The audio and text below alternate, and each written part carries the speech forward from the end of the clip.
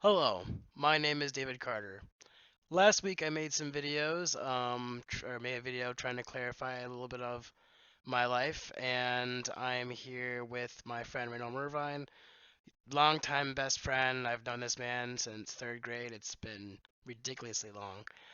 He's gonna help me kind of keep things on track to kind of like make sure that when I tell about my life, that we kind of make sure that some of the stuff matches. I don't want to like say things I don't really remember saying the correctly. So, Randy, if you want to say hi. Hello guys, how are we doing today? So we want to make sure that we talk about Dave's life and we're going to make sure that he is able to remember things from the very beginning. So let's start with what you were diagnosed with when you were very young. So let's start with your skin disorder and then we'll get to everything else after that. Right, thank you. I had when I made that video before, I forgot about the section of my life. So when I was, I want to say 10 years old, maybe a little bit less, about like 8 maybe, I was diagnosed with a skin disorder called eosinophilic fasciitis. It is basically a skin disorder where the fascia underneath your skin kind of eats away at, I guess, the skin itself eats away at the fascia underneath your skin, which is kind of attached to your muscles and regulates like temperature and stuff like that. So that's why if you see I'm kind of skinny compared to others, just because that the fascia on that part of my skin or that underneath my skin kind of got eaten away.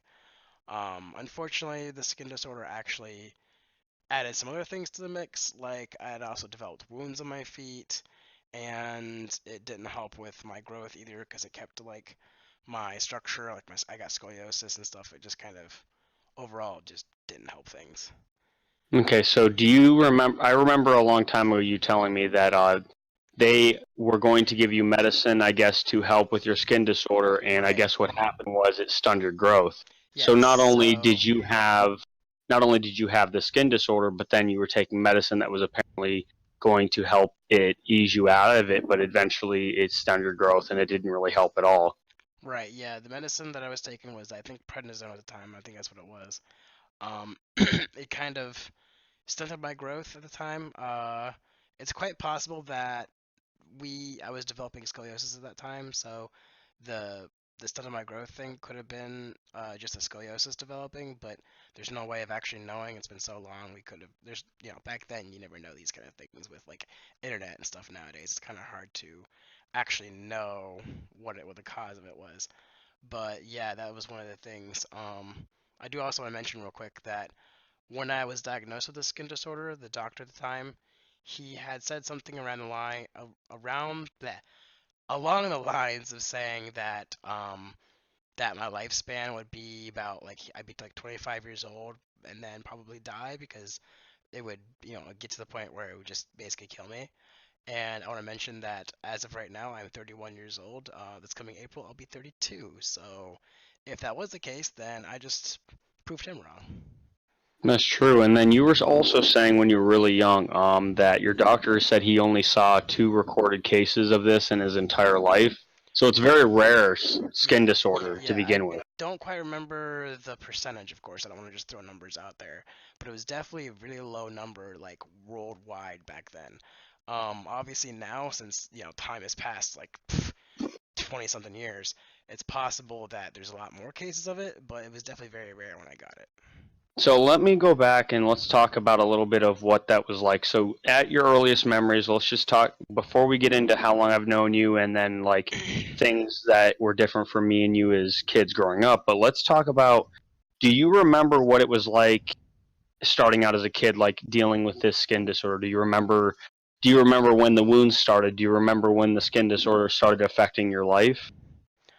Um, Wound wise, yeah, I mean, the skin disorder I really didn't notice too much. Obviously, I had different like patchy look going on. I was still kind of like a chubby kid.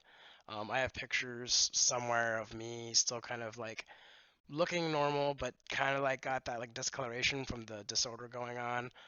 Um, Obviously back then, kids, they didn't know what was going on, so I'd obviously tell them.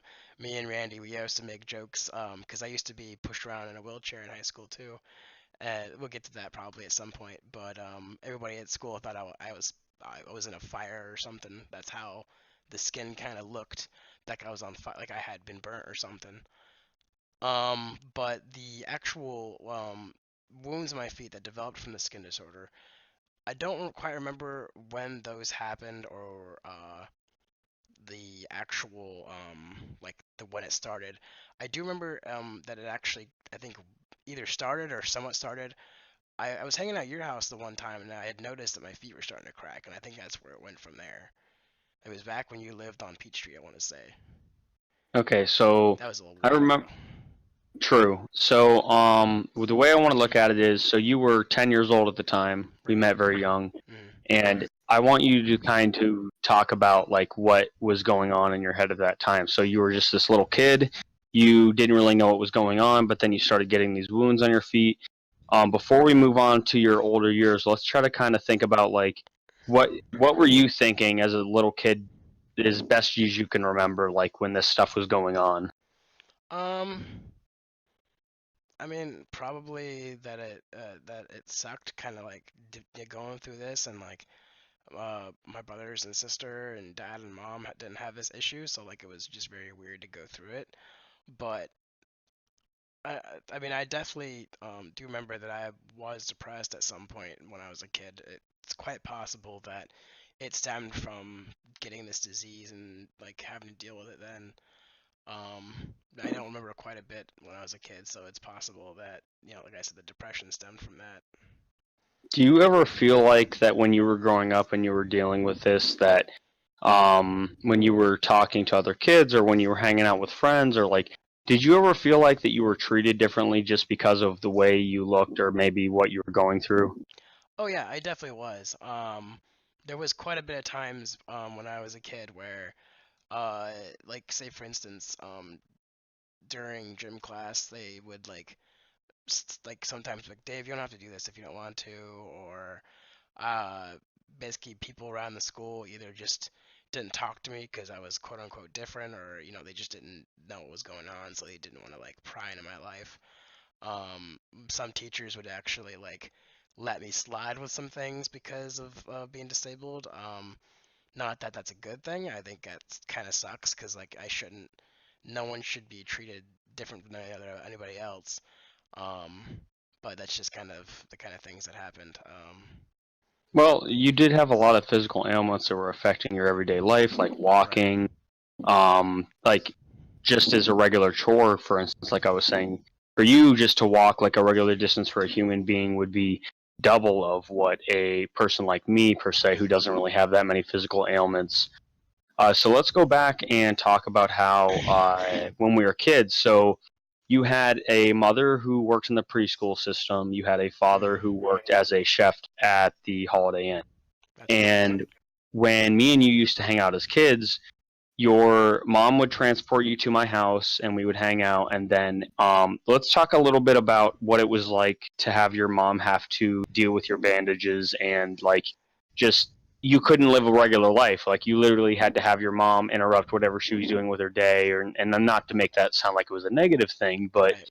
your mom would literally have to walk across town just to make sure that you weren't getting infections, that that you were still clean and healthy. Like, go through the process of what it was like when your mom had to change your bandages. Yeah, it was. It definitely wasn't the best thing. She, uh, my dad, he at the time, was kind of. I don't want to say an alcoholic, but he was just kind of like, he was there but not there. He was just kind of doing his own thing. But yeah, my mom, she would have to bandage my feet like literally every day. Um, and then when I was over at Randy's or like with some other friends I had, like I had Ben Ratwell at the time as well. She'd either have to call the houses or even like bring me supplies sometimes to make sure that like if I stayed the night at Randy's or stayed the night somewhere, she'd have to actually bring me extra stuff. And that just it sucked because it was very disruptive on me as like wanting to hang out and do stuff because I had to deal with these wounds, and then also sucked for her because then she had to like take time out of her day to go and do this. And I mean, obviously she loves her child, so she's gonna do it, but it's just like it seems like almost like a burden in a way, like like like having to have her do that. Now, did you feel like a burden, or? Like, was that like your thought in your head? Like, you felt like a burden on your mom because she had to put this extra care into, into you? I mean, as a kid, I really didn't think of myself as a burden as much as I would now if that was the case, because your brain's more developed. But there's probably like some sort of deep down thought in there that obviously I was might be some sort of burden in that case. But I don't think my mom ever thought that. Well, She was way no, too kind-hearted for that. I don't think that either. So I just want to kind of get some context about maybe what you were thinking at that time. Right. So going back and thinking about it, do you remember what kind of pain you were in on a daily basis dealing with these wounds on your feet? Like I can't even think about it. Like it's basically like every day I had to deal with these wounds and these bandaged feet or whatever. Most of the stuff that happened was during middle school that where sometimes the bandage didn't get done the day before, or say we were doing something strenuous like gym class or something, and I didn't have extra supplies on me, so like my wounds would basically quote unquote smell. And because of that, everybody in the class always thought that I wasn't bathing. I was one of the quote unquote douchebag kids or, scumbag kid or whatever. And that in general just made me feel more shitty because, everyone just thinks I'm like this smelly slash scumbaggy kid when in truth it's just like these wounds I'm dealing with. I always had pain as well. I mean, there's been times where it's like almost like an itchy pain or like it's really hard to explain. It's like almost like it's like an itch but it's painful. And Randy remembers like some of the times it got to the point where I physically hit my feet because that would be way more what's the word for? That's like my way of itching it basically. It's like I just smack on my foot and it helped for that itch, but it's like it just seems like it's just like a terrible thing to have to do. So do you think, like going through this as a younger kid, now before we get on to things that were what it was like for you in school, do you think that going through all this as a younger kid at the time, did you think that this helped you develop as a young kid, or do you think it was harder for you as a kid to really like have a thought on the world like, oh my god, I have all this stuff going on, I don't know how to deal with it? Did you really think about that stuff at the time, or do you think you were too young to really put that into your head?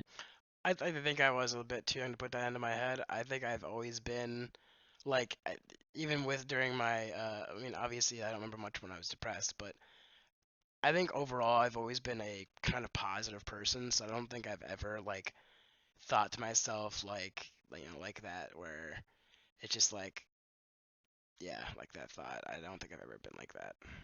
So as we got older, let's talk about, so you were dealing with these wounds on your feet. So something as simple as walking was a Right. issue for you. Yeah. So when we got into the fifth grade, you had to be in a wheelchair to get around to classes. So your scoliosis was also a factor. You didn't have just like a small arch like a normal person would, like in their lower vertebrae or maybe like in their middle of their back, but you had a curvature in your spine to where it actually affected the shape of your whole body. So it Yeah, it was to the was point. the best way to explain it is it's basically the S shape.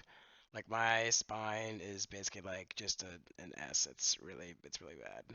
So not only did you have to deal with these wounds in your feet that were causing you daily itchiness and daily pain in your feet, but then you also had to worry about your spine, which was causing, I'm sure later in life, more pain than it was back then. But you were not only dealing with these physical ailments, but then you were having to worry about your peers looking at you like you were some kind of quote unquote freak, or you weren't normal. Like Right. uh, it was, I'm sure that was very hard on you also, like just to look at it in this perspective. Not only did you have these physical ailments, but then you had to think in your head like, what does everyone else think of Right. Yeah, that was definitely one of the issues I had in I want to say toward the end of middle school and a bit of high school is like I always tried to like make myself almost likable because I didn't know what people thought, so I always just kind of try to attach myself to many groups. I was literally friends. Well, I don't want to say friends because I don't know exactly the extent of that friendship, but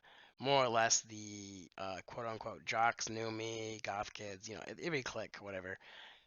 Most of them kind of knew me and knew who I was and what was happening with me. So Toward the end of high school, I had a lot more, I want to say, respect from my student peers in terms of like knowing me and know what's going on.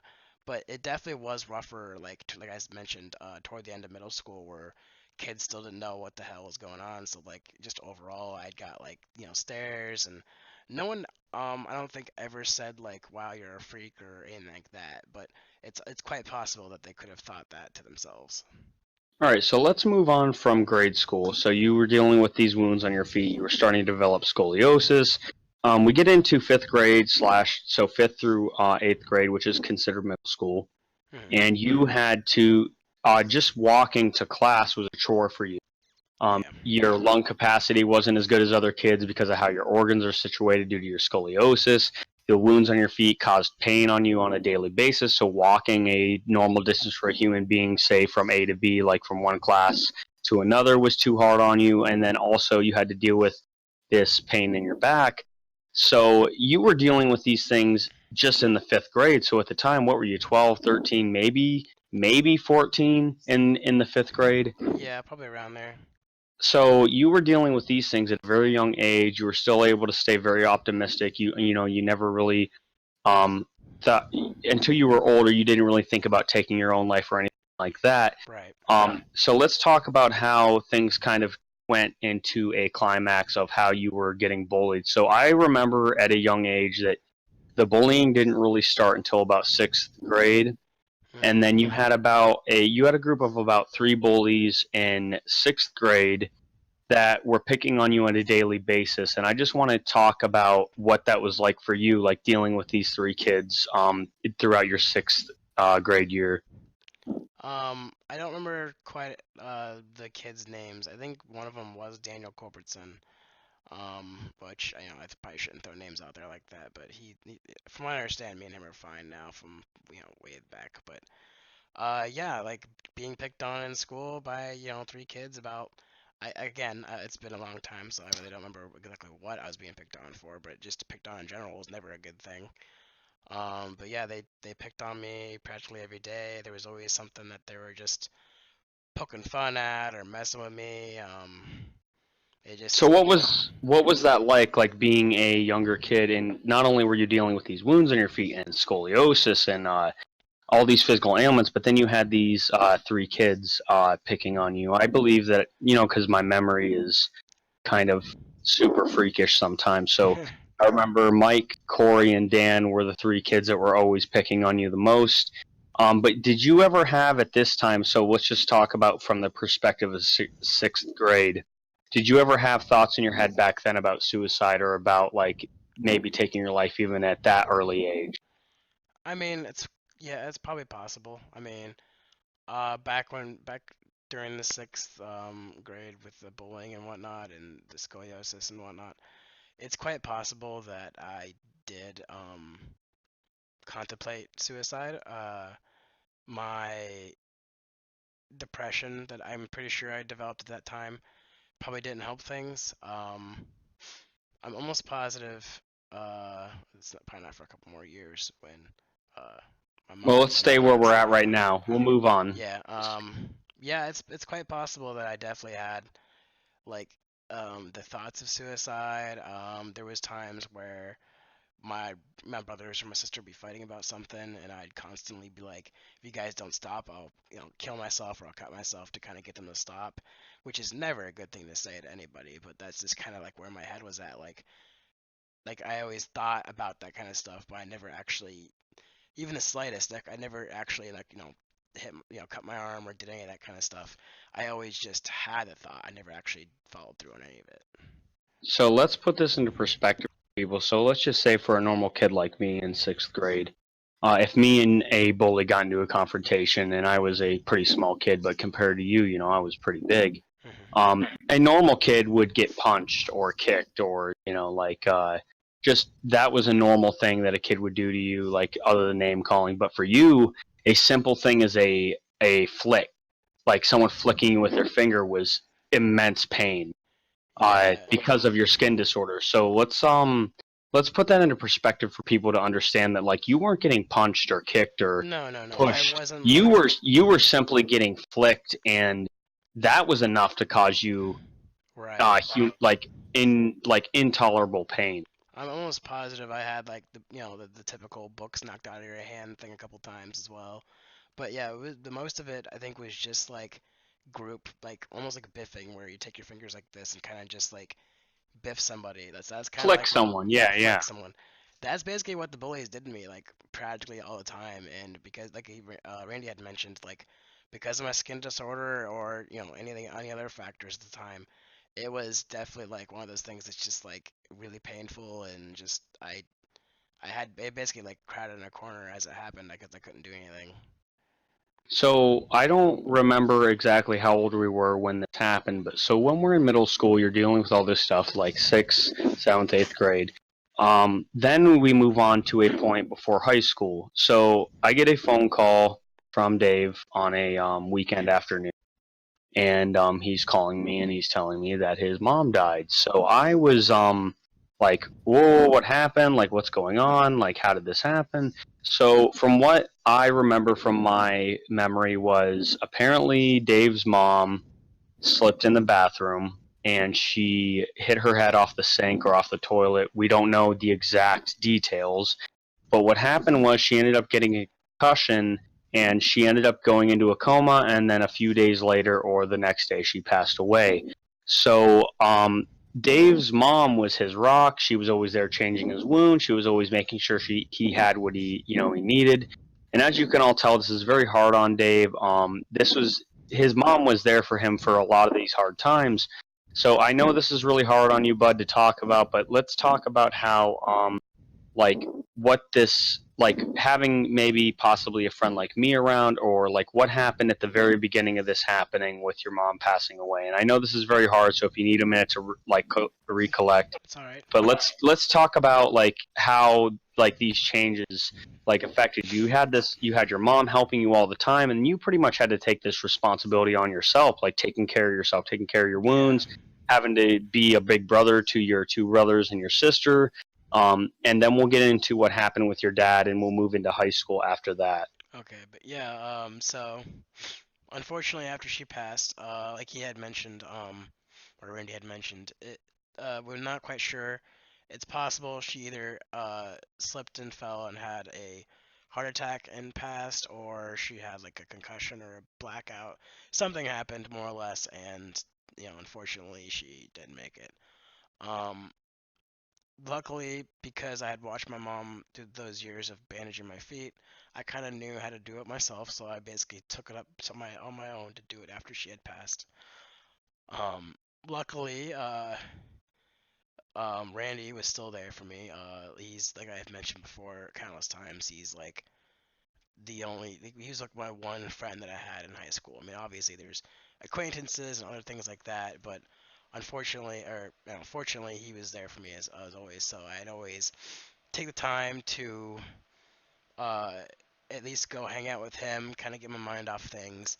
His mother Melanie and his brothers as well have all we're all just I consider them family, like straight up. He's my brother, she's my my other mom. It's like all family stuff going on. I love them. And obviously because my mom passed, I had to, like Randy had mentioned, basically take up the duty of being a big brother. Like obviously at this point, I was just kind of being a brother as well, but I didn't really have that like quiet that like uh mindset of like, hey, listen to me, do these things kind of thing. I was just like there as a brother. But after she passed, I kind of stepped up and I was like, okay, like this needs done or this needs done. Kind of helping out dad a little bit with like Brett, Vince, and Cora at the time. So between middle school and high school, this is when this all happened. Yes. So you were taking care of yourself now at this point. Your mom was gone and out of the picture, and then your old man, Dave Carter, he ended up falling into an alcoholic slump. And I Yep. used to remember as kids, because me and you hung out regularly on a daily basis. We would hang out almost every day of the week. Right. Um, your dad fell into a alcoholism to where he was, and just in my memory, you can correct me if I'm wrong, but he had fell into a point where he was just about drinking himself to death, like a 30 pack a day Yeah, it of was that bad. Budweiser. It was almost every day. So Yep. not only was he taking care of you and your brothers and your sister on his own, but then he was also dealing with this alcoholism from your mom passing away, still trying to work on a regular basis.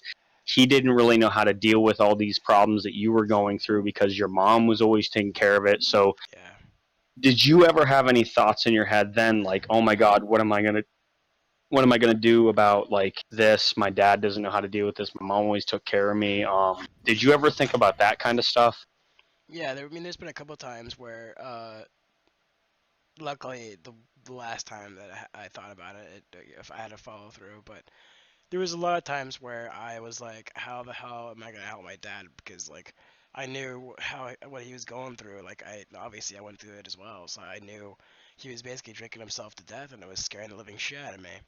So there was one time, cause like I'd always try and like tell him like, Dad, you need to go to the hospital, you need to do something, like, and he'd never listen to me. So the one time I had went with, pretty sure Randy was there. I'm not sure. There was definitely some people there. Like I usually go to the YMCA when we were kids, and I went to the YMCA the one time, and I straight up called 911 and said, "Hey, my dad needs help. I need an ambulance to come over." And an ambulance did come over, but unfortunately, he waved it, like, "Hey, I don't need help."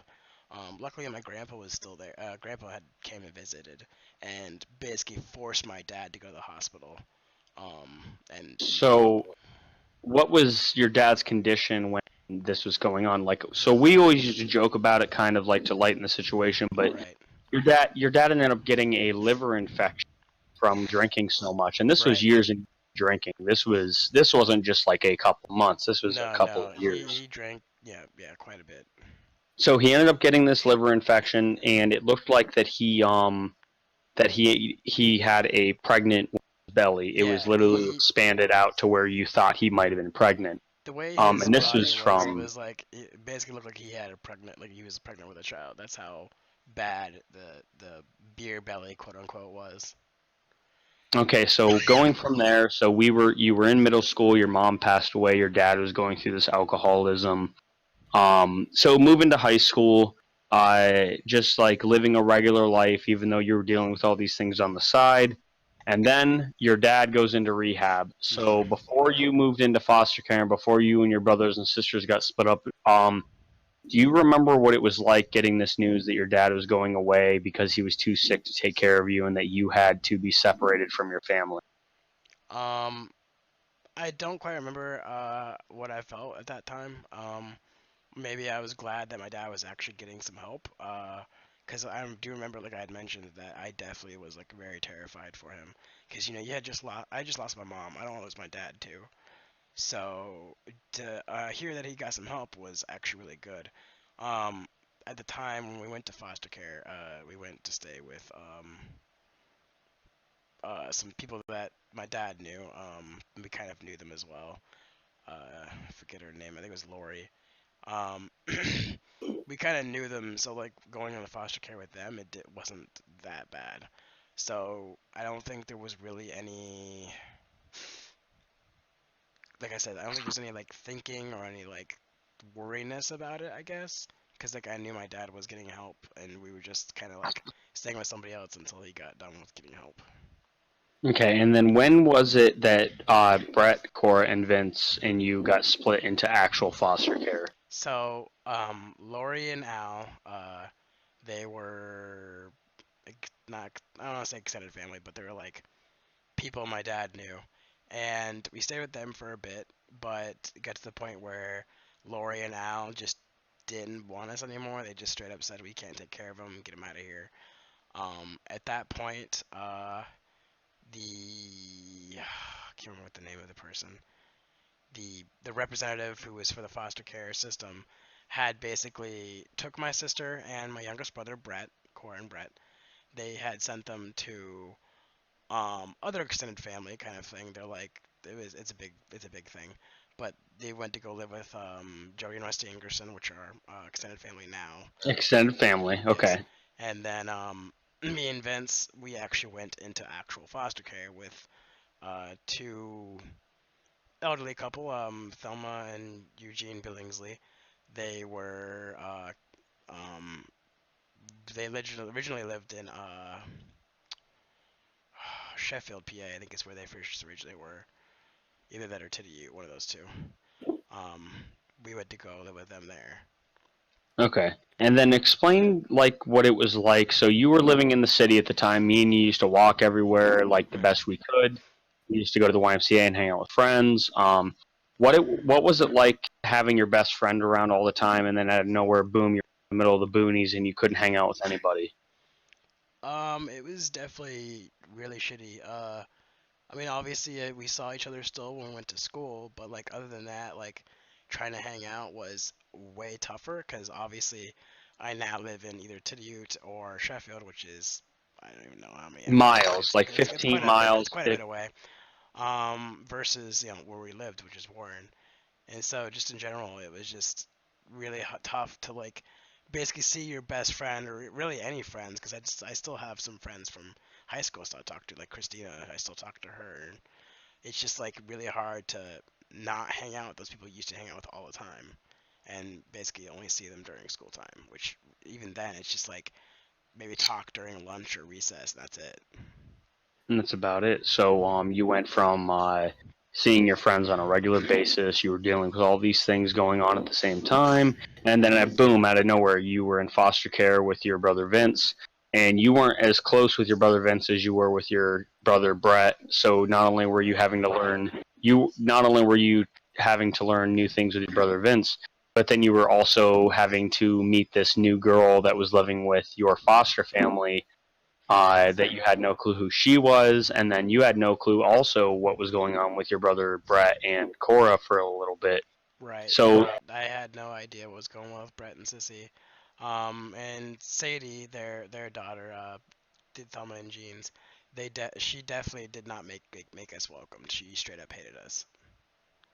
and do you think that when you transition, okay, so let's just put in this perspective because you've actually been in through foster care. Yeah. Do you think that was it a sustainable lifestyle for you moving from your dad's to a foster family, like with your dad being an alcoholic and you no longer having your mom? What was that like? Just out of nowhere, boom, you're in foster care. Um, just going into foster care and away from family, kind of obviously, for it sucks. But in general, going from that, I don't want to say broken home, but from that like situation to a foster care family who is taking care of you but still teaching you things was definitely an improvement.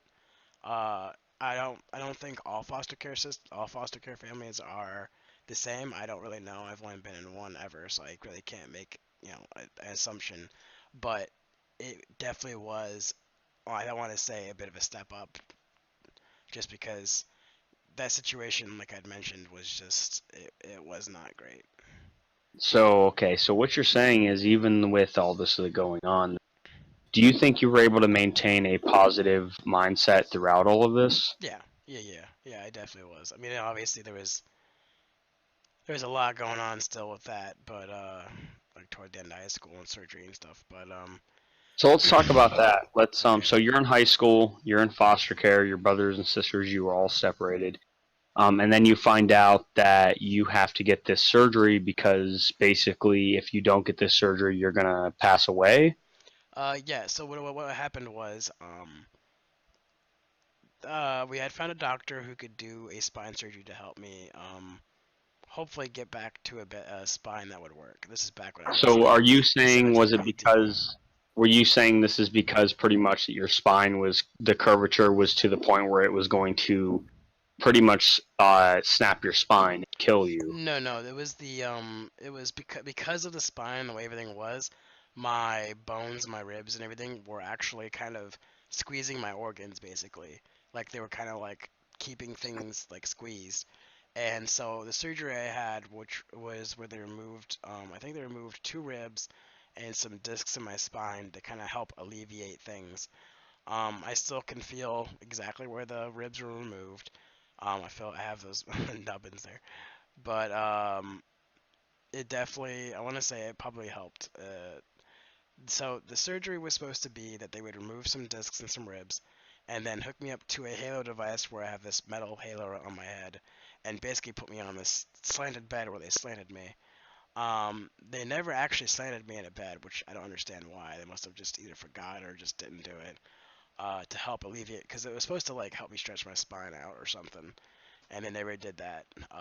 But the actual like rib removal and whatnot actually, I wanted to say it did help out in the long run in terms of uh, keeping my organs somewhat uh, floaty, I From being guess. ruptured Yeah, from without being being ruptured. ruptured. Yeah.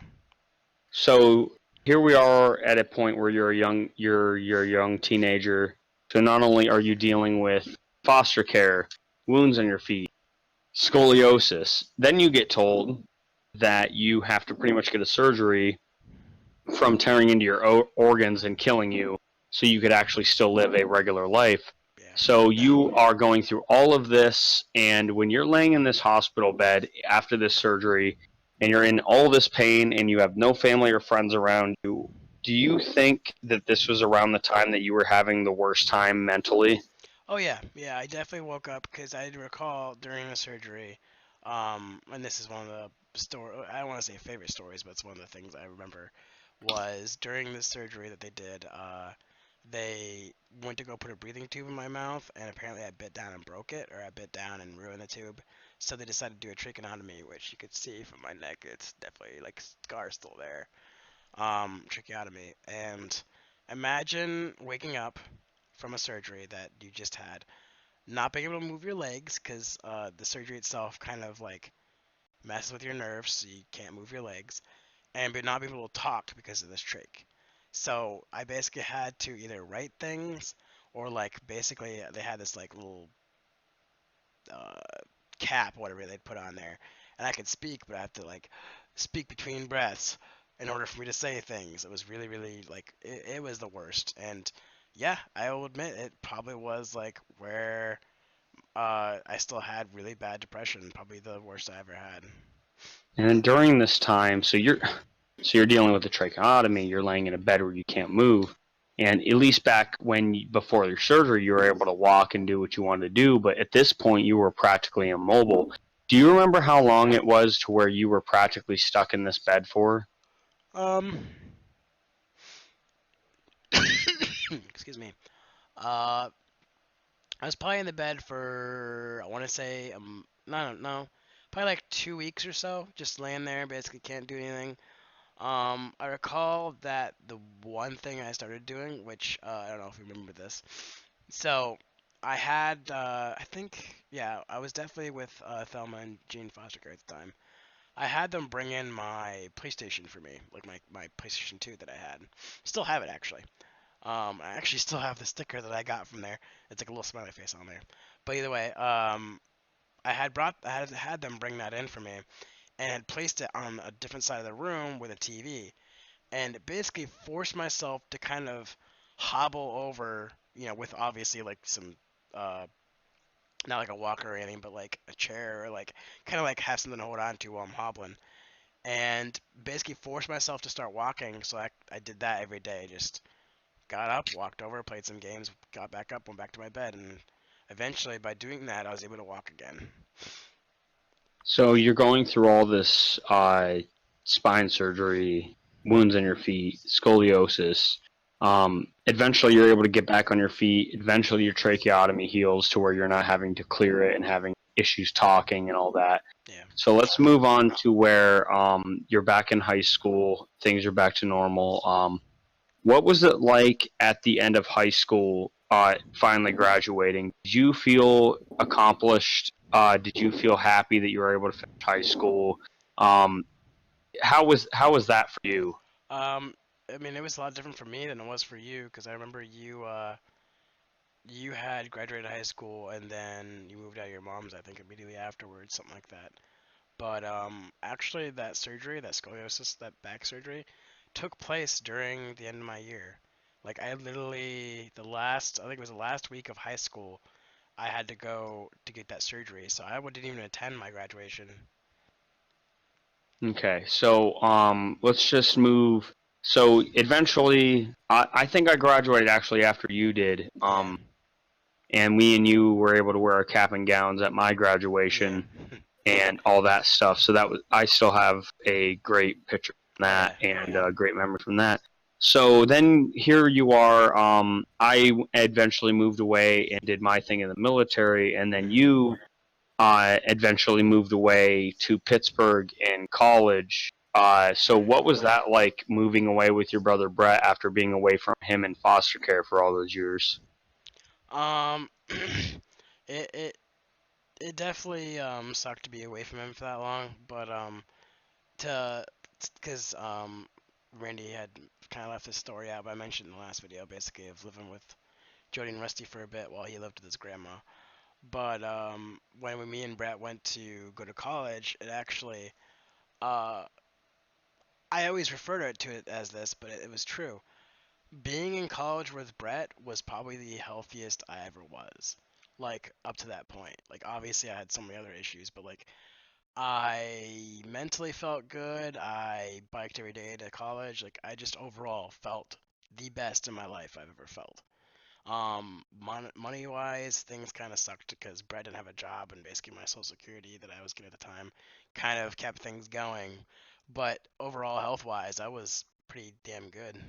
So didn't you ride your bike to class every day? Yep, I had my well, obviously not during winter and stuff, but like, yeah, I had a bike that I had at college, and I literally rode it to school and back. I think it was like a 15-minute bike ride, maybe something like that. But So not only, so you had all these physical ailments, you had all of this stuff going on, and you were still able to get yourself out of bed. You were still able to get on a bike and go to school, complete your classes. Do you feel like that you like want to tell people that about maybe some form of inspiration, like all these things that were going on with you, but you were somehow still able to get yourself out of bed, still able to go to school, still able to live your life. You right, had all these terrible things going on, but then you were still able to live your life without killing yourself or without just staying at home and vegetating. You still wanted to live a life, even though you were dealing with all these physical and mental issues going on. yep, a cough drop mouth. Yeah, I mean, like, I still wanted to live my life. There was no, at that point, I do remember that I practically didn't have any depression anymore. I don't remember if it was meds or if maybe I just stopped being depressed. I mean, yeah, obviously everyone has little episodes here and there, but like in terms of a mainstream like long-term depression, that is practically gone. I don't have any of that anymore. I don't, like I said, I don't know what happened, but yeah, all I can say is, um, I have had a ton of issues and a ton of things happen in my life, and I'm still a positive person. I don't understand. I mean, obviously, there's still people out there that think that there's nothing they can do, that their life is just going to keep spiraling out of control, but all I can say is you have to stay positive because if you don't, no, there's nothing else that can happen. Like no one else is gonna. I mean, obviously, friends and family are gonna help you try and like get up, but only you can help yourself. And in the end of it, and so I True. basically just I kept myself positive, and I still am positive. I mean, hell, I mean, we'll get to it at some point, but there's been a lot more that's happened to me, and still I'm still positive. So So you're going through all this stuff. You got a great part of your life going on. You're positive. You're healthiest that you've ever been. You were trying to let people know that even though I have all these roadblocks in my life, that I was still able to maintain a positive attitude and live my life. And I think that people need to understand that you're not saying these things like, oh, if you're depressed or if you're living in a life that you don't think you can get out of, or that you aren't you're better than them, or that, oh my god, like my life was so bad. What you're trying to tell people is things can always be worse. exactly, uh, yeah. with all the things you dealt with your whole life, you never took your life, and you never gave up through all of this turmoil. And this is just the beginning of some of the things that you dealt with. So at this point, you're having a great life. You're going to college. You have a regular social life. You and your brother are back together. And then you fast forward a few years. You're out of college. You're back at home, living in our hometown. And then you eventually will move. I get out of the military, and you move down to Slippery Rock, Pennsylvania, where I am going to college, and you start living down there, Hmm. and you find out that these wounds on your feet are causing you to get sick again. So let's talk about what happened to the where this process started with your wounds in your feet and what happened there. So the wounds in my feet that I had got when I was, I don't know, like I said, we'll just say I was 10 years old when I developed them. They were an off and on healing wounds. They would heal a little bit and then open up somewhere else, or would. These are ulcers, by the way, so they're like on the sides of my feet, usually on the left or the right, the inner sides. And Um, these are open gashes that constantly look yeah, like they're bleeding. They're yeah. exposed flesh. It's basically exposed flesh, yeah. These were basically non-healing wounds. They would heal a little bit. I tried literally, like even ask Randy, man. Like I tried so many different things on trying to heal these suckers. I had different grafts put on. I had like I never had any grafts for me. It was all like laboratory grafts. It was kind of cool. Uh, like there's Hyperbaric chamber also, right? no, I never actually tried the hyperbaric chamber. I don't know. I don't know if it's because I just never. I guess I just never had to. Never got the chance to. But just basically just so many different things. And then when I was living in Slippery Rock with Randy, the left wound that I had on the left foot, I want to say, was it was definitely left foot. Way infected than it normally was. Like I felt off. Like I just felt like the way I can explain it is I would wake up and it was almost like my life force was gone. Like I felt like I was dead but just still moving. And it got to the point where I was like going to a wound doctor, trying to get things looked at, and made sure things were fine. She ended up prescribing me an MRI, which I think I still have the CD for somewhere buried in here. But it basically showed a leg infection or a bone infection, like in the bone, all the way up to my knee. It was like straight up, my whole leg was infected. Um, which, And this was all stemming from just wounds in your yeah, this foot. was all just a wound on my foot. And after they had found it, they had gave me it would definitely explains why I felt like that, like a bone infection. My whole body was trying to fight this, and my body was already fighting these wounds, so it was just like fighting more than it can. So like my body just couldn't handle all the fighting it was doing. Uh, they gave me a PICC line, which is a giant, basically catheter in your vein, with some hard antibiotics. I think it was vancomycin. That's what it was. And I had to basically have a pump on me and keep these vancomycins in the like in a they're like little balls basically in the fridge, and then I take them out whenever I need to use them. And that in general just was the worst. Like just trying to have a pick line like it was to my heart. Like that's what it was. It was like in my arm to my heart, and then pumping these antibiotics. Um, After all of that session was done, because vancomycin is such a strong antibiotic, it would actually continue to shred the vein or the tissue if used longer than recommended. And so after the recommended dosage I took, they checked my leg again. And unfortunately, the infection in my bone was still in the ankle. It came down, luckily, but it was still in my ankle. And at that point, the doctor who had noticed it said, I can either, sorry, I can either amputate my leg or have oral antibiotics practically the rest of my life. And I'm just like, I can't handle it anymore. Just amputate my leg. So you had to make a decision, a Literally, a a, a life changing decision. So right. a person that was able to walk regular like everyone else, even though you had these wounds in your feet and the spine issue to where it was making it almost impossible for you to walk regular in general.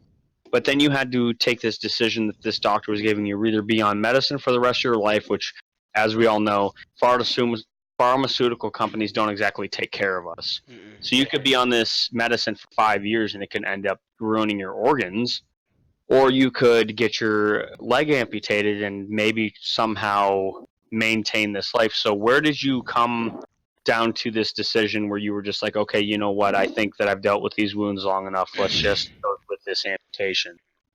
it it wasn't a hard choice at that point because I want to mention the date because I memorized both dates. It was June 30th, 2015 when my leg was amputated. And sorry, And this was your left leg? there's my left leg. Yes. Um, this happened, like I said, on June 30th, 2015. Now, keep in mind, I had mentioned earlier that my feet had these wounds, or whatever I call them, ulcers, when I was 10 years old. 2015 was roughly 5 years ago. I was about 26, so I was dealing with these wounds for 16 years, Changing bandages, dealing with changing the smell, bandages, dealing with the having people smell, pick on you, um, the all the time. pain. Like, and then let's not think about just the pain, but like just Yeah, walking and dealing with like sometimes that your wounds would bleed through your bandages. No, and nobody else outside of this, unless they've actually dealt with this, had no clue what you're going through. right. Yeah, like I said, that's why it was an easy decision. I was just like, I'm sick and tired of dealing with it. Just cut it off. Um, the phantom pains and the healing was definitely a lot more rougher this first time than the next leg. We'll get to that one eventually, So but let's talk about what it was like having phantom, because I have no clue what it's like to wake up and not have a limb. right, So let's talk about, so what was that like? You had a leg your whole life that you were dealing with all this pain, and then bam, you didn't have a leg. right. So some of these people I've heard about will sometimes wake up one day and then step out of bed thinking they have their feet and then fall because obviously their feet's not there. I never had that issue. I don't think I ever had that issue with getting out of bed and thinking, "Oh, I have my feet," and get out just because obviously your feet's there. But with with phantom leg pain, it's more or less like I can't really explain it. It's basically like think of like a muscle spasm with like really bad like tingling feeling like your foot's asleep, like a combination of that, but just like really intense and it lasts for like it could be like 10 minutes of just that feeling. It could be off and on as well. It doesn't do it all the time, but like it's that feeling. Um, so that's what's called phantom leg syndrome, where your body, your nerves and stuff are trying to basically do stuff, but your foot's not there, so it's basically just reacting differently because it's not there. So Um, it's all in your head pretty much, and you have no control over it. yeah, like every once in a while, I still do have phantom leg pain, but it's like very, very rarely now. Like maybe like once a week tops, and it just lasts for a couple seconds. It's nowhere near as bad as when I first had them amputated, but it's still there every once in a while. So left leg amputated, you get your prosthetic, you're able to walk again. So you have one leg that isn't amputated, you have one that has you have one that is where you have a prosthetic. Right.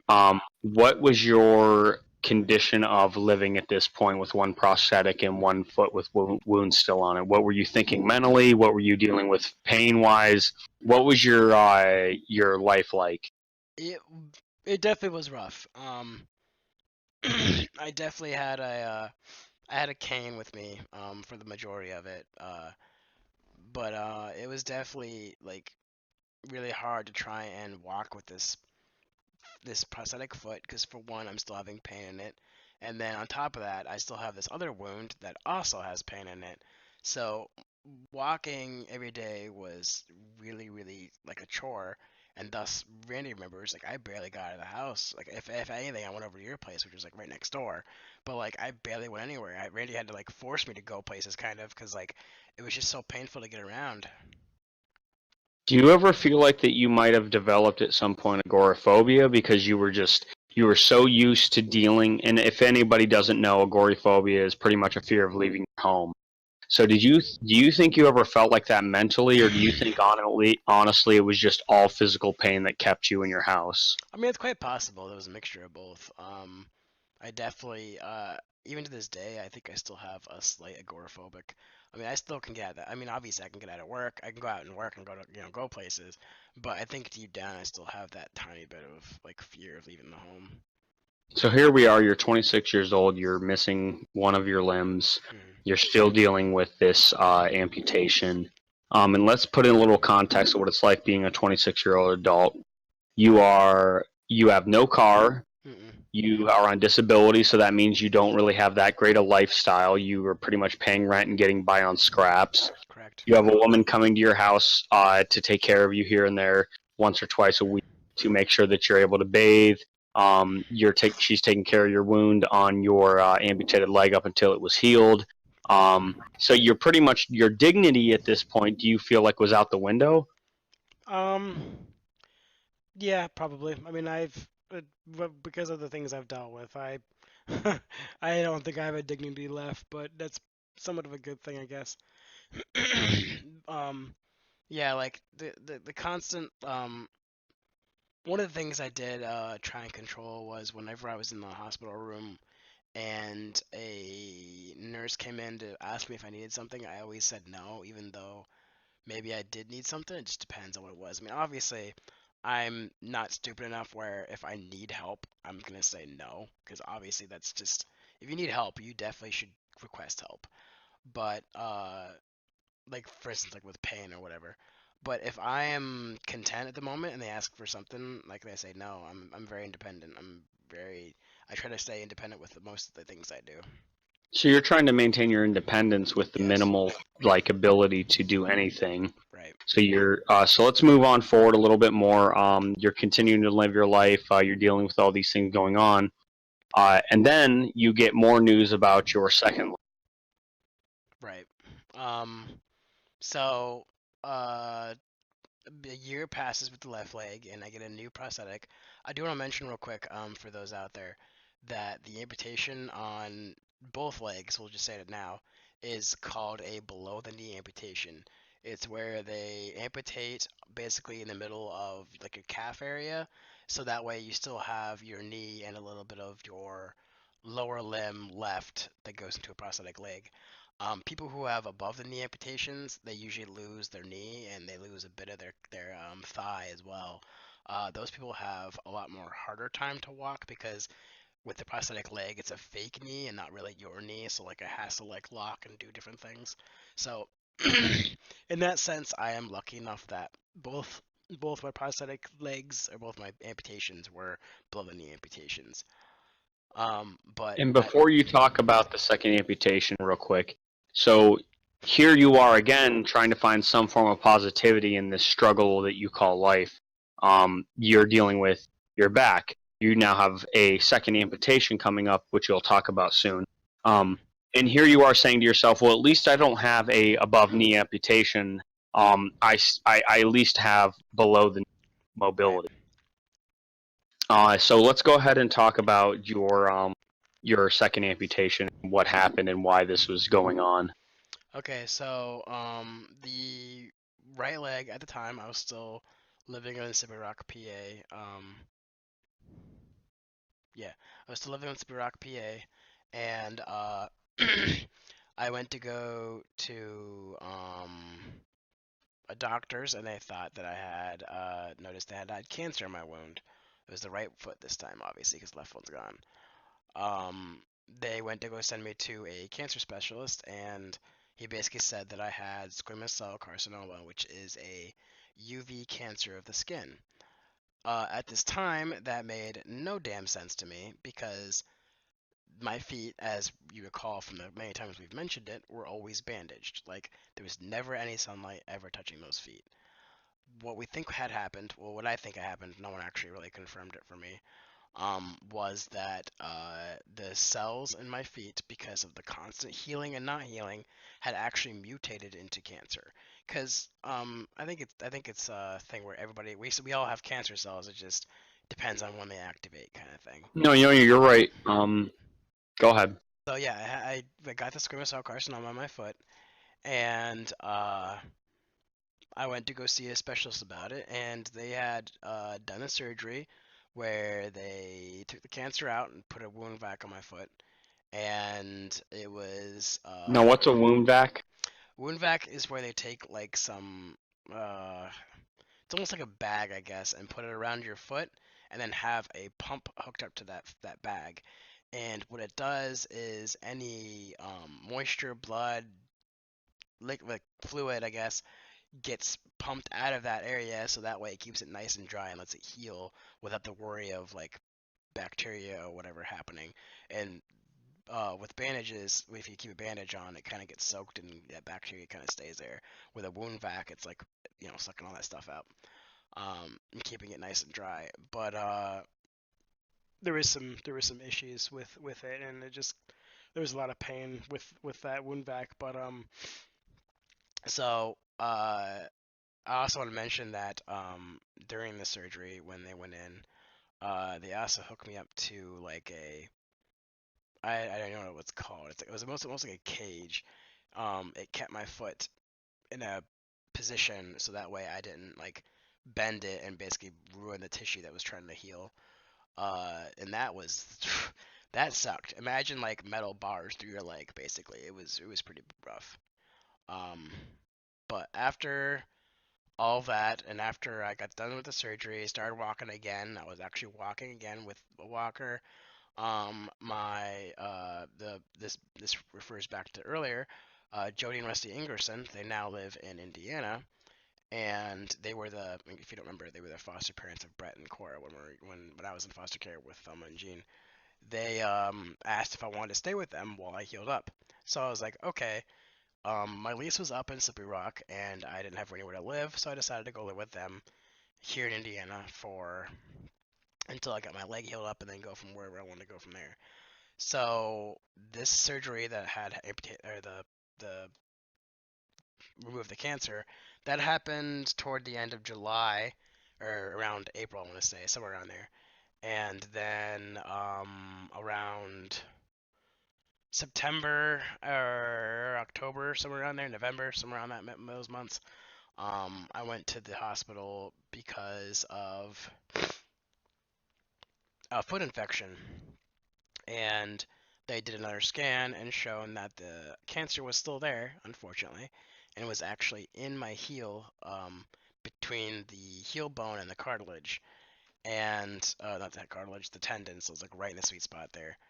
And the doctor who I was talking to at the time, who is a doctor here named Dr. Johnson, he basically said to me, he's like, it's possible to remove that cancer from that area, but you'll have practically no foot left.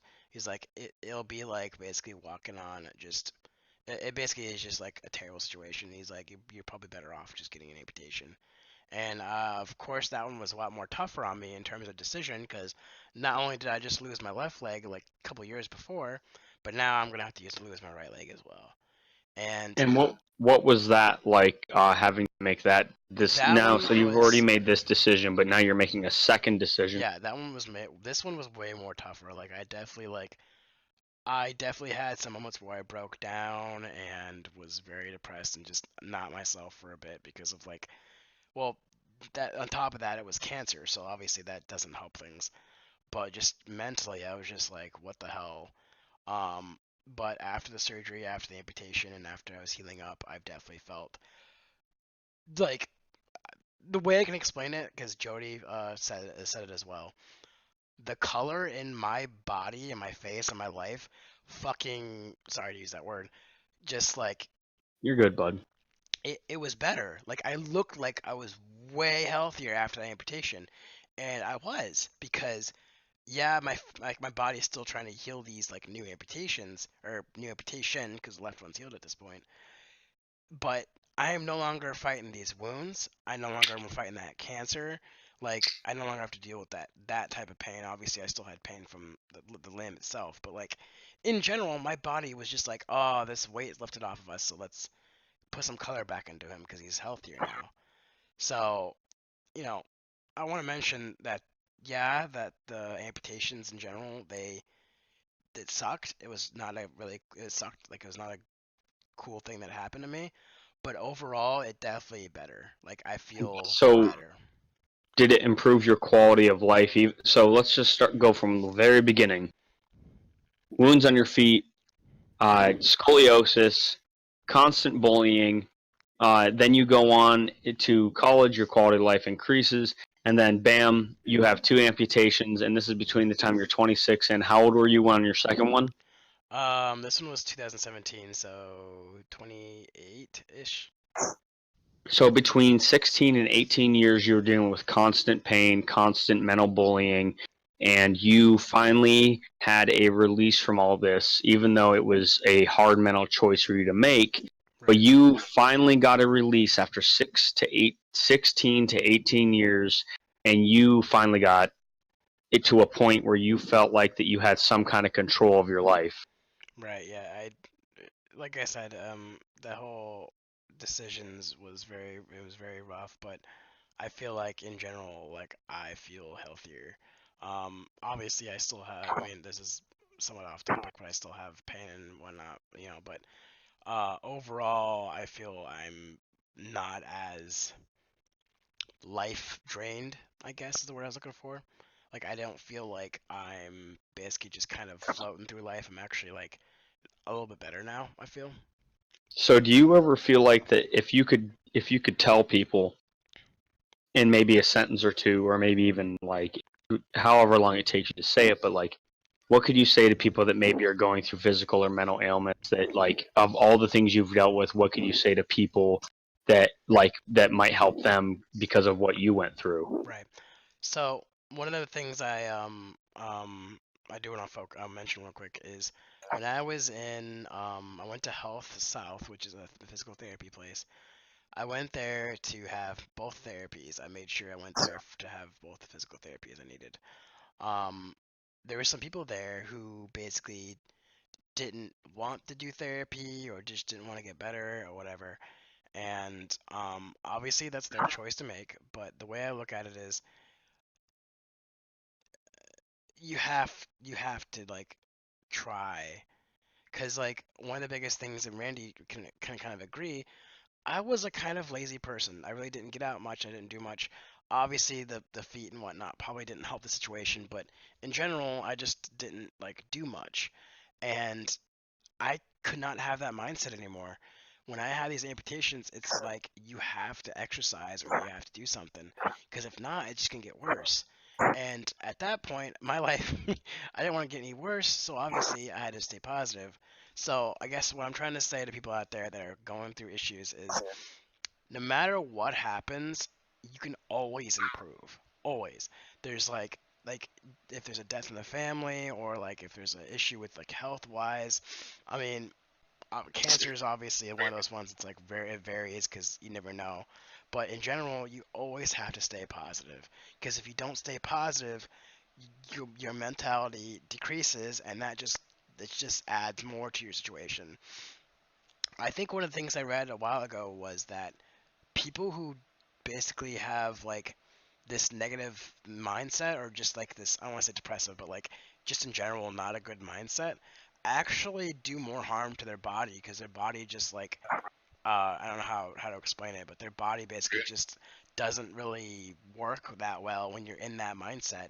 If you stay like, I want to say positive, but if you're like um more of a happy person and like trying to like look at the best things of life, your body kind of helps you get into that position. And do you feel like that with all this stuff that was going on and all these things you dealt with, you finally had a good quality of life?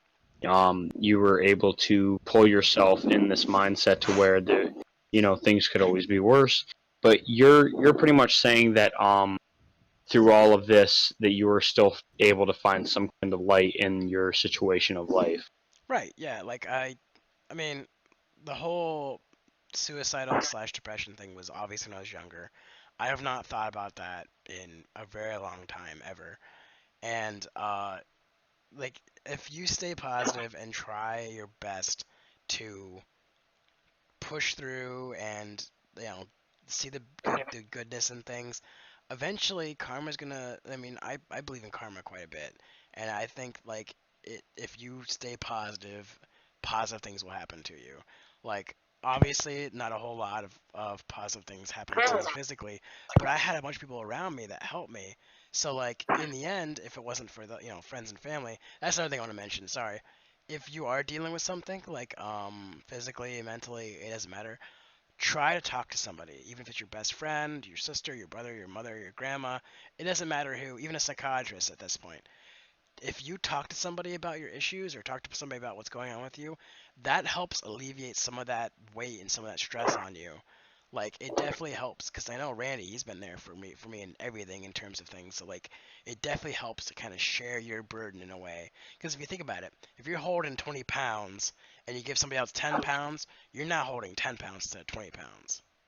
That's a It's really a bad good analogy, but You know what I No, mean? no, no, no. It's a great analogy because what you're telling is you're taking half the burden of what's on you, and you're trying to have someone hold that other half so that's not it's not as heavy. Right. So it makes plenty of sense. So there was one thing that we used to talk about when we were kids, and we were 11 years old at the time. So like if you think about 1999, there was the Columbine shooting in Colorado, Right. and me and you used to talk about how your old man was an avid hunter. Yeah. He never locked his gun cases. He had his guns full open. He always told you guys that you weren't supposed to go into his den, so because it Right. was his den. Right. But so you had all this stuff going on. You had all these kids bullying you. Had these wounds on your feet. Your mom passed away.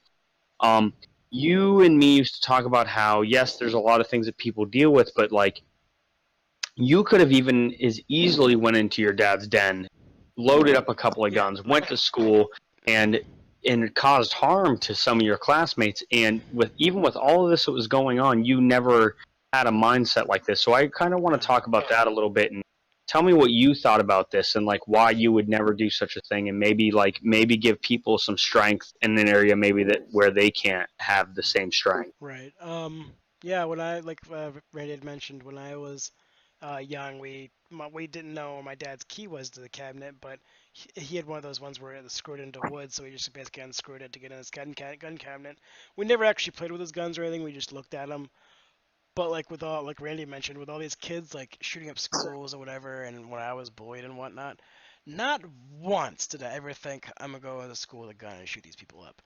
I don't know if it's because of the way I was brought up, or if it was because, um, I knew the right from wrong. But I want to say that my mom was probably a big influence on that situation, because she was very down to earth and loves God and that kind of stuff. So like, I think that kind of helped me like maybe mentally unknown, not that's not right. I mean, obviously, like I had mentioned, I never once thought about taking a gun into school, but like, I think some of these people out there that have this mentality of like, taking a gun to school to do something, in the end, you're not really helping the situation. Because, like, let me just put it this way. Say you get bullied in school and you take a gun and you go kill that bully. Not only is that bully dead because of your hands, you took a life, but not only is that, but you ruined your own life. You're either going to be in jail for the rest of your life, or you may have even taken your own life at that point. Which, why? Why would you take your life after taking somebody else's life? Or even taking somebody's life in the first place? Like, it makes no sense. All life should be cherished. I don't understand what would do that. I mean, if you had a bad upbringing, then you need to tell somebody that. Like, tell somebody what's going on. Don't ever just keep things bottled up. Like, I never spoke to any psychiatrists. I mean, I did speak to a counselor a little bit in high school, but like, I always had somebody to talk to, always. And if for some reason you don't have friends, or like your mom and dad don't listen to you, try to talk to somebody at school or whatever, or try and find, like, even if you're just at the store or something, try and see if you could talk to like a clerk or something. Like, just, it's better to like try and get something off your chest and talk about it than bottle it up and get to the point where you shoot somebody at school. Like, it's just, I don't know. Like, basically what I'm trying to say is you should never get to that point. Always try your best to change the situation. I obviously know that some kids don't have as much of mentality like us adults, in terms of like right from wrong, I guess, a little bit. And that's where your parents come into play. If you do have guns, like that, I mean, I personally don't have any guns, but I don't have an issue with guns.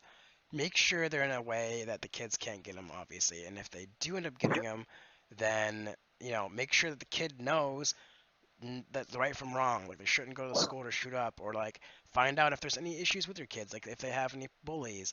Kids won't tell you immediately if they have a bully issue. You kind of have to, like, I don't want to say pry out of them, but like, you know, get on their level. Tell them that you were bullied or something, or like, let them know that you're there no matter what. Like, you can't just let it slide. It just doesn't help. Yeah, and a lot of this has to do with like I think that the light that you're trying to put forward is you had all these things going on. You in let's put a little context in the situation. Me and you were really good friends for a long time, but Hmm.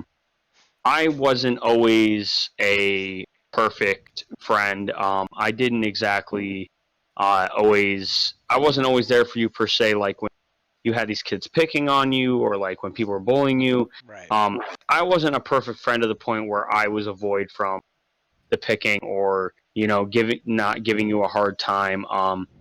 I I was still your friend, and we've been friends for a long time. But I have never per se. You had to somewhat be your own rock at one point, and Yeah. have to understand that you have to take care of yourself. And Exactly. yes, I do have these friends, I do have these family members, but I eventually have to pull myself up on my own pants and have to control my own life. Right. And only you could have done that. So I'm glad that we were able to sit down and talk about this and get this stuff off your chest. And you want to continue to talk about your life and the things that the things that you look at and how you look at things. But let's before we finish these things up and before we finish up everything that we've talked about, do you have anything that you want to say as far as like the things you've dealt with and the people you've met and the support system that you've had or not had? Do you think that there's anything you want to tell people that have maybe has been the easiest thing for you or maybe the hardest thing for you to get through all of this?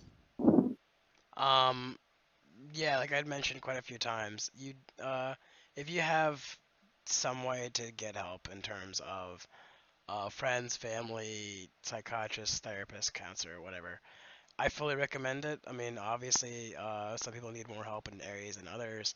At the end of the day, only you can help yourself, and if you don't help yourself to get help, then you're never gonna get help.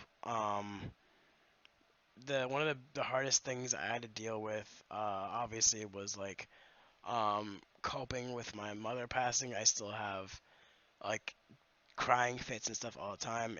Anytime I even mention her, I get teary eyed like I am now.